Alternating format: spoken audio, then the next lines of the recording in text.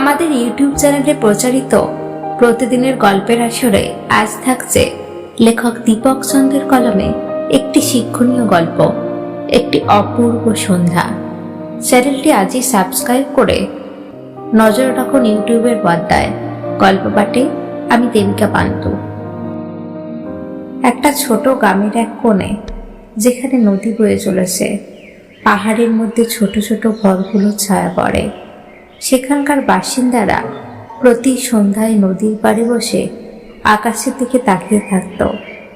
একদিন সেই গ্রামেরই রূপম নামে এক যুবক সেখানে বসে ভাবছিল জীবনের বাকি সময়টা কোথায় যাবে, কি করবে। তার কাছে জীবন ছিল এক অদ্ভুত রহস্য, কখনো সুখী কখনো দুঃখী। সে জানত না তার ভবিষ্যৎ কি। কিন্তু একদিন নদীর ধারে বসে থাকা এক বৃদ্ধ লোক তাকে বলল, বছরের পর বছর তুমি জীবনটাকে ঘুরিয়ে নিয়ে চলেছ, তবে একদিন তোমাকে থামতে হবে। থামো এবং চুপচাপ এই মুহূর্তে যা কিছু সুন্দর তা উপলব্ধি করো। রূপম কিছুটা অবাক হয়ে বৃদ্ধের দিকে তাকালো। বৃদ্ধ বললেন, জীবন এক এক মুহূর্তের সমষ্টি। যদি তুমি প্রতিটি মুহূর্তকে গুরুত্ব না দাও, তাহলে কিভাবে জানবে তোমার জীবনে কতটা সৌন্দর্য ছিল। রূপম সেদিন প্রথমবারের মতো বুঝতে পারল, সে খুঁজতে গিয়ে সে ভুলে গিয়েছিল কি তার চারপাশে। সেই সন্ধ্যা, নদীর শান্ত শীতল বাতাসে, সূর্যাস্তের রঙিন আকাশের নিচে সে প্রথমবারের মতো সত্যি সত্যি মুক্তি অনুভব করল। সে জানল জীবন কিভাবে একে একে সুন্দর হয়ে ওঠে যখন আমরা তার ক্ষুদ্রতম মুহূর্তগুলোকে অনুভব করি। সেদিন থেকে রূপম জীবনের প্রতিটি মুহূর্তকে আরও ভালোভাবে উপভোগ করতে শিখল। সেই রাতের নিস্তব্ধতা তাকে শান্তি দিল। তার সেই গ্রামের প্রতিটি সন্ধ্যা তাকে একটা নতুন দৃষ্টিকোণ উপহার দিল। রূপম সেই সন্ধ্যা থেকে একে একে ছোট ছোট জিনিসের মধ্যে বড় বড় সুখ খুঁজে পেতে শুরু করল।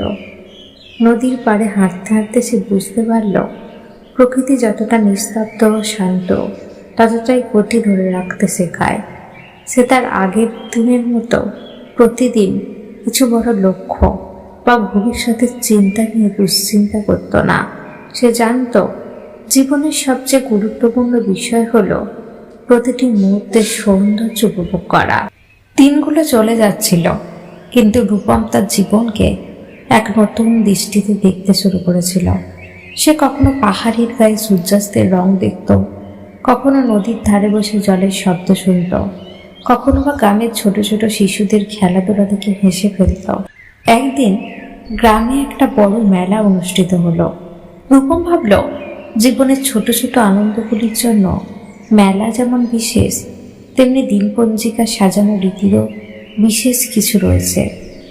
সে মেলার দিকে এগিয়ে গেল, কিন্তু সেখানে গিয়ে এক আশ্চর্য অভিজ্ঞতা তার জন্য অপেক্ষা করছিল। মেলার মধ্যে প্রবেশ করলে সে দেখতে পেল সবকিছু এত প্রাণবন্ত, উজ্জ্বল হয়ে উঠেছে, যেন পুরো গ্রামটাই এক জাদুকরী পৃথিবীতে পরিণত হয়েছে। সবাই হাসছে, গান গাচ্ছে, খেলাধুলায় মেতে উঠেছে। রূপম তার চোখ বন্ধ করে গভীরভাবে শ্বাস নিল এবং অনুভব করল জীবনের ছোট ছোট সুখ কখনো কিছু বড় সাফল্যের অপেক্ষায় থাকতে পারে না। তার মন খোলা ছিল, তার হৃদয় এখন মুক্ত। সেই দিনটি ছিল তার জীবনের সবচেয়ে বড় আলাদা একটি দিন, কারণ সেদিন সে শিখেছিল সত্যিকারের সুখ কেবল বাহ্যিক জিনিসের মধ্যেই নয়, বরং অন্তরের গভীরে থাকে, যেখানে বিশ্বাস ও ভালোবাসা ছড়িয়ে পড়ে।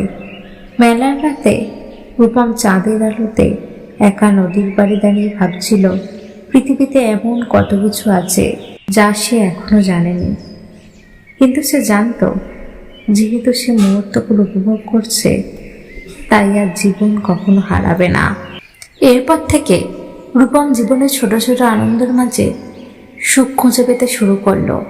আর তার মধ্যে সবচেয়ে গুরুত্বপূর্ণ ছিল একে অপরকে ভালোবাসা এবং ছোট ছোট সহানুভূতি, যা পৃথিবীটাকে আরো সুন্দর করে তোলে।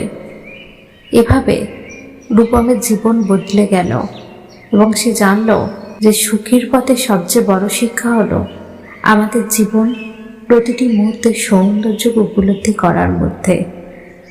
এবং সে প্রতিদিন সন্ধ্যায় নদীর পাড়ে বসে ভাবত, এই অপূর্ব সন্ধ্যা কখনো শেষ হবে না, কারণ এর প্রতিটি মুহূর্ত চিরকাল আমার সঙ্গে থাকবে। গল্পটা শুনে ভালো লাগলে নির্দ্বিধায় লাইক, কমেন্ট এবং শেয়ার করুন।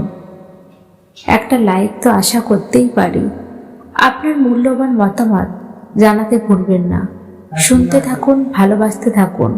প্রতিদিন নতুন নতুন গল্প শুনতে অনুগ্রহ করে আমাদের ইউটিউব চ্যানেল আজই সাবস্ক্রাইব করে চ্যানেলের পর্দায় নজর রাখুন। নমস্কার। একটি বিশেষ ঘোষণা। আপনারা যারা গল্প পাঠ করতে ভালোবাসেন এবং নিজেদেরকে সমাজ মাধ্যমে তুলে ধরতে চান, অথচ কোনো চ্যানেলে সুযোগ পাচ্ছেন না, যদি ইচ্ছা হয় আমাদের এই গল্পের নিচে ডিসক্রিপশন বক্সে আমাদের হোয়াটসঅ্যাপ নাম্বার দেওয়া রইল। আপনার ইচ্ছা প্রকাশ করতে পারেন। ধন্যবাদ।